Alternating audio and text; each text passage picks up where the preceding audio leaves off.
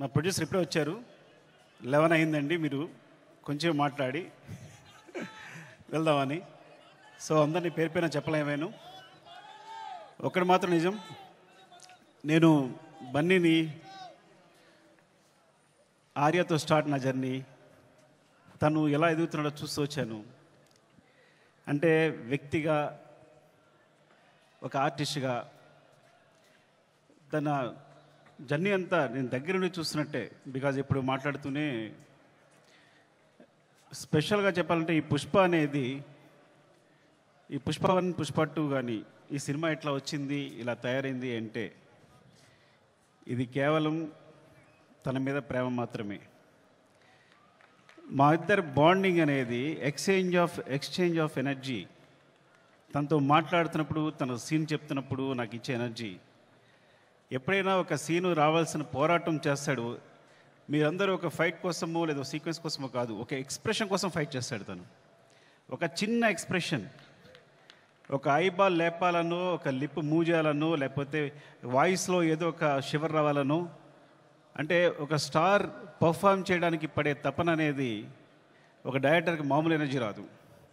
Darling, నువ్వు నమ్మకపో, కేవలం నేను ఈ సినిమా చేయడం నీ గురించి తప్ప ఇంకేం లేదు, నీ మీద ప్రేమ తప్ప ఇంకేం లేదు.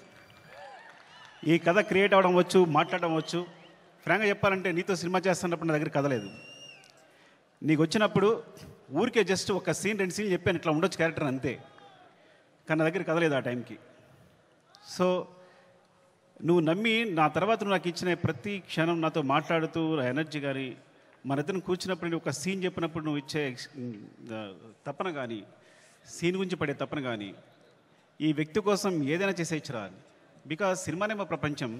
ఆ సినిమాలో ఈ సినిమాని ఒక స్థాయి తీసుకెళ్ళడానికి వ్యక్తి ప్రయత్నిస్తున్నాడు అంటే ప్రతి ఒక్కరికి ఒక ఎనర్జీ వస్తుంది. సెట్లో మొత్తం అందరికీ శ్రీవల్లి చెప్పినట్టు, శ్రీలీల చెప్పినట్టు, లేకపోతే అందరూ నా టెక్నీషియన్స్ చెప్పినట్టు, నా అసిస్టెంట్ చెప్పినట్టు ప్రతి ఒక్కరికి కూడా ఏదైనా ఇప్పుడు ఫర్ ఎగ్జాంపుల్ అంటే ఒక ప్లాట్ఫామ్ క్రియేట్ చేస్తాడు తను ఈ హైలో.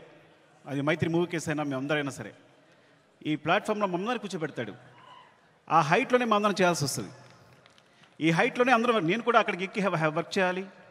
ఏ ఆర్టిస్ట్ అయినా, ప్రొడ్యూసర్స్ అయినా, టెక్నీషియన్స్ అయినా ఆ హైట్లోకి వెళ్ళి వర్క్ చేయాలి మేమందరం. సో తను ఒక ప్లాట్ఫామ్ అంత హైలో క్రియేట్ చేస్తాడు కాబట్టి మీరు చూసారు కదా టీజర్లో ఉంటుంది, తను ఎక్కడ నిలబడతాడు చూసారా, అక్కడ మనందరినీ తీసుకెళ్తాడు. అక్కడ తీసుకెళ్ళి అందరినీ కూర్చోబెడతాడు, అక్కడ వర్క్ చేస్తాడు. అలా వర్క్ చేయడం వల్ల వచ్చిన మూవీస్నే Pushpa 1 Pushpa 2. Love you darling is pure my love towards you. ఇది కథ కాదు, సినిమా కాదు, రాయడం కాదు, ఇది నీ పట్ల ప్రేమ తప్ప ఇంకేమీ లేదు. Love you so much darling, love you. ఇంకాసేపు ఉంటే అండ్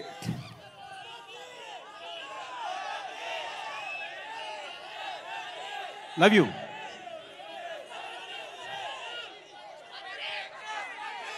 పుష్ప 3 నేను మీ హీరోని అఫ్కోర్స్ ఒక సంవత్సరం షూట్ ఆల్మోస్ట్ 2 years కష్టపెట్టాను. 2 years అంటే 3 years తీసేసుకున్నా.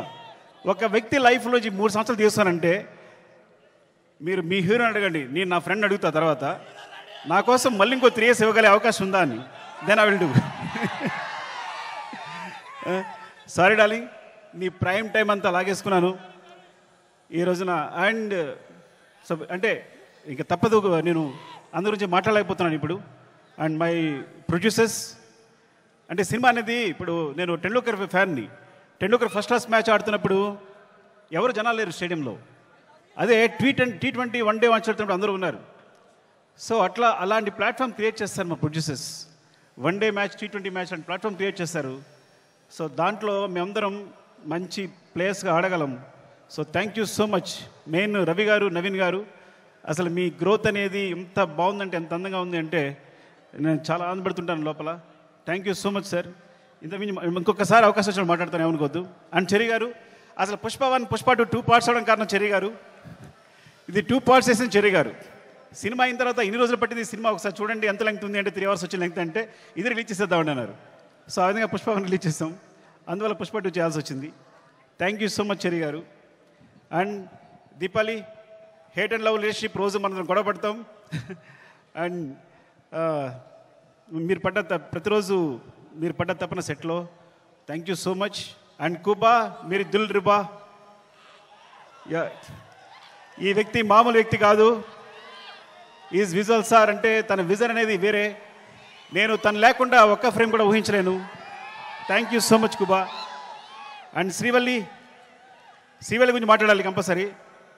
నేను ఎడిట్ చేస్తున్నప్పుడు సినిమా చూసినప్పుడు తన క్లోజ్అప్ చూసి కూర్చుండిపోతున్నాను. తను వెనుకున్నా సరే అంత అంటే ఎంత ఫ్రీక్వెన్సీ మ్యాచ్ అయింది అంటే నేను ఎప్పుడు తన దగ్గర చెప్పక్కర్లేకపోయింది. అంటే తను నేనేం చెప్పినా వెంటనే తను నేను చెప్తుంది వీళ్ళు చేసేస్తుంది అంతే తప్ప మా ఇద్దరు డిస్కషన్ లేదు ఇప్పుడు కూడా. అంత ఫ్రీక్వెన్సీ మ్యాచ్ ఉంది. అంటే ఒక క్లోజ్అప్ని ఎప్పుడు నేను ఎన్నిసార్లు ఎంత వెనకాల తను హీరో మాట్లాడుతున్నా కూడా వెనకాల ఉంటూ ఎక్స్ప్రెషన్ ఇస్తుంటే కనుక నా అయ్యేట్ వెళ్ళిపోతుంది. మొన్న గర్ల్ ఫ్రెండ్ టీజర్ చూశాను నేను, రాహుల్ చూపించాడు, అందరినీ క్లోజప్సే. అరే నువ్వు భలే పట్టుకున్నావు ఈ పిల్లల్ని, ఎందుకంటే ఈ చాలా చాలా మంచి ఎక్స్ప్రెషన్స్ ఇవన్నీ కూడా. సో చాలా బాగుంది గర్ల్ ఫ్రెండ్ టీజర్, చాలా బాగుంది. Thank you Srivalli. నేను ఇంకోసారి మాట్లాడతా సరిగా మాట్లాడిపోతే. Darling love you. Desh Prasad, నేను నా జర్నీ ఎలా ఉంటుందంటే ఎవరైనా నా జీవితంలోకి వచ్చారంటే అది సాగుతూనే ఉంటుంది. సో అంటే నేను ప్రేమించే వాళ్ళతోనే ప్రేమతోనే వర్క్ చేయగలను. Darling love you so much. నువ్వు క్లైమాక్స్ ఇచ్చిన బ్యాక్గ్రౌండ్ స్కోర్ ఈజ్ ఆసమ్. నిజంగా సినిమాని ఎక్కడికో తీసుకెళ్ళావు. Thank you so much darling. And Sreeleela, thank you Sreeleela. And అమ్మాయి అమేజింగ్ మూవ్స్. అండ్ నువ్వు ముద్దుగా తెలుగు మాట్లాడుతున్నావు. నువ్వు మెసేజ్ పెడితే అన్ని తెలుగులోనే ఉంటున్నాయి. ఈ కాలంలో ఒక అమ్మాయి తెలుగు మాట్లాడుతుంది ఇంత అందంగా అంటే. And god bless you. నువ్వు చాలా మంచి ఫ్యూచర్ ఉంది. Thank you so much. Drakshayani కోపంగా ఉందా నీకు? ఏం లేదు కదా. ద్రాక్షాయిని చెప్తారు. Thank you so much for being part of this movie. ఇంకా అందరూ సునీల్ గారు అందరికీ చెప్పాలి. అండ్ రామా, మౌనిక, నిన్ను తగలగా నాకేం వేస్తావో తెలియదు, చివరికి మాత్రం అద్భుతం చేస్తావు. ముందు మాత్రం ఏం చెప్పాడు, సరిగా చెప్పాడు అంటాడు. చివరికి సెట్ కంప్లీట్ అయ్యేసరికి మాత్రం మనం షాక్ అయిపోయి చూస్తూ ఉండాలి. అలా జరిగినప్పుడు నేను ముద్దు పెట్టుకుంటూ ఉంటాను తనని. అండ్ ఈ నవీన్, ఎడిటర్ నవీన్, అంటే లాస్ట్ మూమెంట్లో ఇవన్నీ కంటిన్యూస్గా చూస్తూ వీళ్ళందరూ గురించి మాట్లాడాలి. రాజకిషన్ గారు, రసూల్, ఇప్పుడు అందరూ చేసిన వాళ్ళు, అండ్ మా టెక్నీషియన్స్ ముఖ్యంగా. అండ్ కమల్ సార్, నేను చాలా కష్టపడ్డాను. టైం అయిపోయింది. ఓకే అందరూ టైం అయిపోయింది చెప్తున్నారు. మళ్ళీ ఇంకొకసారి మాట్లాడుతాను అందరి గురించి. Thank you so much.